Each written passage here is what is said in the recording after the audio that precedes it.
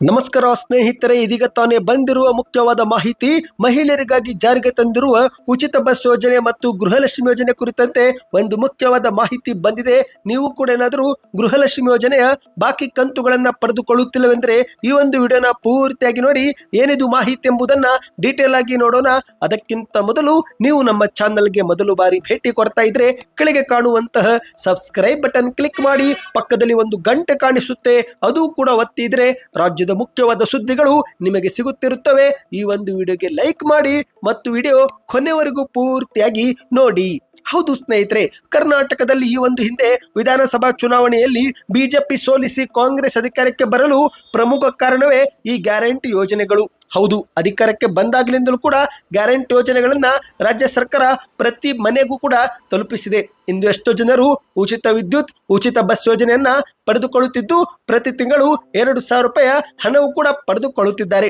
ಆದರೆ ಸ್ನೇಹಿತರೆ, ಈಗ ಬಜೆಟ್ ನಲ್ಲಿ ಮತ್ತೆ ಮುಖ್ಯಮಂತ್ರಿಯವರು ಎಲ್ಲ ಮಹಿಳೆಯರಿಗೆ ಗುಡ್ ನ್ಯೂಸ್ ಕೊಟ್ಟಿದ್ದಾರೆ. ಹೌದು, ಈ ಒಂದು ಗ್ಯಾರಂಟಿ ಯೋಜನೆಗಳನ್ನ ಮುಂದುವರಿಸಲೆಂದೇ ಮತ್ತೆ 51,000 ಕೋಟಿ ರೂಪಾಯಿ ಹಣವನ್ನು ಬಜೆಟ್ ನಲ್ಲಿ ಘೋಷಣೆ ಮಾಡಿದ್ದಾರೆ. ಹೌದು, ಈ ಬಾರಿ ಬಜೆಟ್ 4 ಲಕ್ಷ ಕೋಟಿ ಗಾತ್ರದ ಬಜೆಟ್ ಆಗಿದ್ದು ಇದರಲ್ಲಿ 51,300 ಕೋಟಿ ರೂಪಾಯಿ ಹಣವನ್ನು ಗ್ಯಾರಂಟಿಗಳಿಗೆ ಮೀಸಲಿಟ್ಟಿದ್ದಾರೆ. ಹೌದು ಗೆಳೆಯರೆ, ಶಕ್ತಿ ಯೋಜನೆಗೆ ಮತ್ತೆ 5,300 ಕೋಟಿ ರೂಪಾಯಿ ಅನುದಾನ, ಗೃಹಲಕ್ಷ್ಮಿ ಯೋಜನೆಗೆ 28,608 ಕೋಟಿ ರೂಪಾಯಿ ಘೋಷಣೆ ಮತ್ತು ಸಾರಿಗೆ ನಿಗಮಗಳ ಅಭಿವೃದ್ಧಿಗೆ 2,000 ಕೋಟಿ ರೂಪಾಯಿ ನೆರವು ಘೋಷಣೆ ಮಾಡಲಾಗಿದೆ. ಈ ಮೂಲಕ ರಾಜ್ಯದ ಎಲ್ಲ ಮಹಿಳೆಯರಿಗೆ ಸರ್ಕಾರ ಗುಡ್ ನ್ಯೂಸ್ ಕೊಟ್ಟಿದೆ. ಹೌದು ಗೆಳೆಯರೆ, ಈ ಒಂದು ಹಣವನ್ನ ಮೀಸಲಿಟ್ಟಿದ್ದಾರೆ ಅಂದ್ರೆ 2025ರಲ್ಲೂ ಕೂಡ ಮತ್ತೆ ಗ್ಯಾರಂಟಿ ಯೋಜನೆಗಳು ಯಾವುದೇ ಅಡೆತಡೆ ಇಲ್ಲದೆ ಮುಂದುವರೆಯಲಿದೆ. ಅಷ್ಟು ಮಾತ್ರವಲ್ಲದೆ ಅಂಗನವಾಡಿ ಕಾರ್ಯಕರ್ತೆಯರ ಗೌರವಧನವು ಕೂಡ ಈ ಬಾರಿ ಬಜೆಟ್ ನಲ್ಲಿ ಹೆಚ್ಚಳ ಮಾಡಲಾಗಿದೆ.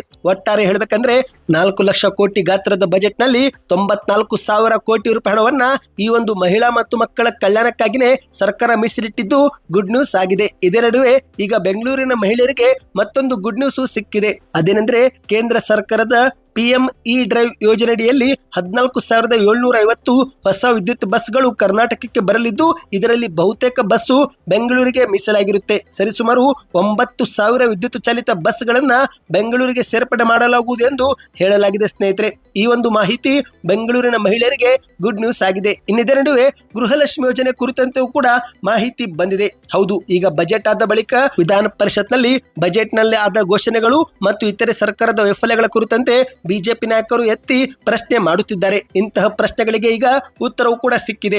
ಅದರಲ್ಲಿ ಮುಖ್ಯವಾಗಿ ಜನಪ್ರಿಯ ಗ್ಯಾರಂಟಿ ಆಗಿರುವ ಗೃಹಲಕ್ಷ್ಮಿ ಯೋಜನೆ ಹಣ ಬಾಕಿಯಾಗಿ ಉಳಿದುಕೊಂಡಿದ್ದು ಈ ಬಗ್ಗೆ ವಿಪಕ್ಷ ನಾಯಕರು ಪ್ರಶ್ನೆಯನ್ನ ಎತ್ತಿದ್ದಾರೆ. ಆಗ ಸಚಿವೆ ಲಕ್ಷ್ಮಿ ಹೆಬ್ಬಾಳ್ಕರ್ ಅವರ ಪರವಾಗಿ ಕಾರ್ಮಿಕ ಇಲಾಖೆ ಸಚಿವರಾಗಿರುವ ಸಂತೋಷ್ ಲಾಡ್ ಅವರು ಉತ್ತರವನ್ನ ನೀಡಿದ್ದಾರೆ. ಹೌದು, ವಿಧಾನ ಪರಿಷತ್ನಲ್ಲಿ ಮಾತನಾಡಿದಂತ ಸಂತೋಷ್ ಲಾಡ್ ಅವರು ಈಗ ರಾಜ್ಯದ ಕಾಂಗ್ರೆಸ್ ಸರ್ಕಾರ ನವೆಂಬರ್ ಮತ್ತು ಡಿಸೆಂಬರ್ ತಿಂಗಳ ಕಂತನ್ನ ಬಿಡುಗಡೆ ಮಾಡಿದೆ. ಈಗ ಜನವರಿ ಮತ್ತು ಫೆಬ್ರವರಿ ತಿಂಗಳ ಕಂತು ಮಾತ್ರ ಬಾಕಿ ಉಳಿದುಕೊಳ್ಳಲಾಗಿದೆ. ಅಂದ ಹಾಗೆ ಸಂಪನ್ಮೂಲ ಸಂಗ್ರಹವನ್ನ ಆಧರಿಸಿನೇ ಸರ್ಕಾರ ಹಣ ಬಿಡುಗಡೆ ಮಾಡಬೇಕಾಗುತ್ತೆ. ಸಂಪನ್ಮೂಲ ಕ್ರೋಢೀಕರಣ ಸಮಸ್ಯೆ ಆಗಿದ್ದಕ್ಕೇನೆ 2 ತಿಂಗಳ ಹಣ ಬಿಡುಗಡೆ ಆಗಿದ್ದಿರಲಿಲ್ಲ. ಆದ್ರೆ ಈಗ ಎಲ್ಲವೂ ಕೂಡ ಸರಿಯಾಗಿದೆ. ಸದ್ಯದರಲ್ಲೇ ಜನವರಿ ಮತ್ತು ಫೆಬ್ರವರಿ ತಿಂಗಳ ಬಾಕಿ ಕಂತು ಫಲಾನುಭವಿಗಳ ಖಾತೆಗೆ ವರ್ಗಾವಣೆ ಮಾಡಲಾಗುವುದು ಎಂದು ವಿಪಕ್ಷ ನಾಯಕರ ಟೀಕೆಗೆ ಉತ್ತರವನ್ನ ಕೊಟ್ಟಿದ್ದಾರೆ. ಇನ್ನು ಇದರ ನಡುವೆ ಸಚಿವೆ ಲಕ್ಷ್ಮಿ ಹೆಬ್ಬಾಳ್ಕರ್ ಅವರು ಕೂಡ ಮಾತನಾಡಿ ಗೃಹಲಕ್ಷ್ಮಿ ಯೋಜನೆ ಹಣ ಬಿಡುಗಡೆ ಮಾಡುವುದಕ್ಕೆ ಈಗ ಯಾವುದೇ ಸಮಸ್ಯೆವಿಲ್ಲ. ನಮ್ಮ ಇಲಾಖೆಯಲ್ಲಿ ಬಂದಿದ್ದಂತ ಎಲ್ಲ ಅನುದಾನವನ್ನ ಫಲಾನುಭವಿಗಳಿಗೆ ವರ್ಗಾಯಿಸಲಾಗಿದೆ. ಸದ್ಯದರಲ್ಲೇ ಮಾರ್ಚ್ 31ರೊಳಗೆ ಗೃಹಲಕ್ಷ್ಮಿ ಯೋಜನೆಯ ಪೆಂಡಿಂಗ್ 4,000 ರೂಪಾಯಿ ಜಮೆ ಆಗುತ್ತೆ ಎಂದು ತಿಳಿಸಿದ್ದಾರೆ. ಈ ಮೂಲಕ ಗೃಹಲಕ್ಷ್ಮಿ ಯೋಜನೆ ಹಣಕ್ಕಾಗಿ ಕಾಯುತ್ತಿರುವವರಿಗೆ ಒಂದು ಗುಡ್ ನ್ಯೂಸ್ ಸಿಕ್ಕಿದೆ. ಹೌದು, ಮಾರ್ಚ್ 31 ಅಂದ್ರೆ ಸರಿಸುಮಾರು 14ರಿಂದ 15 ದಿನಗಳೊಳಗೆ ಮತ್ತೆ ನಿಮ್ಮ ಖಾತೆಗೆ 4,000 ರೂಪಾಯಿ ಸೇರಲಿದೆ. ಸದ್ಯಕ್ಕೆ ಎಷ್ಟೇ ಇತ್ತು ಸ್ನೇಹಿತರೆ, ನಿಮ್ಮ ಖಾತೆಗೆ ಇತ್ತೀಚೆಗೆ ಏನಾದರೂ ನವೆಂಬರ್ ಮತ್ತು ಡಿಸೆಂಬರ್ ತಿಂಗಳ ಕಂತು ಜಮವಾಗಿದ್ರೆ ಕಮೆಂಟ್ ನಲ್ಲಿ ಎಸ್ ಎಂದು ಕಮೆಂಟ್ ಮಾಡ್ತಾ ನಿಮ್ಮ ಊರಿನ ಹೆಸರನ್ನ ಕಮೆಂಟ್ ಮಾಡಿ. ಸಾಧ್ಯವಾದಷ್ಟು ವಿಡಿಯೋ ಶೇರ್ ಮಾಡಿ. ಹೆಚ್ಚಿನ ಮಾಹಿತಿ ಪಡೆಯಲು ಚಾನಲ್ಗೆ ಸಬ್ಸ್ಕ್ರೈಬ್ ಮಾಡ್ತಾ ವಿಡಿಯೋ ಲೈಕ್ ಮಾಡಿ.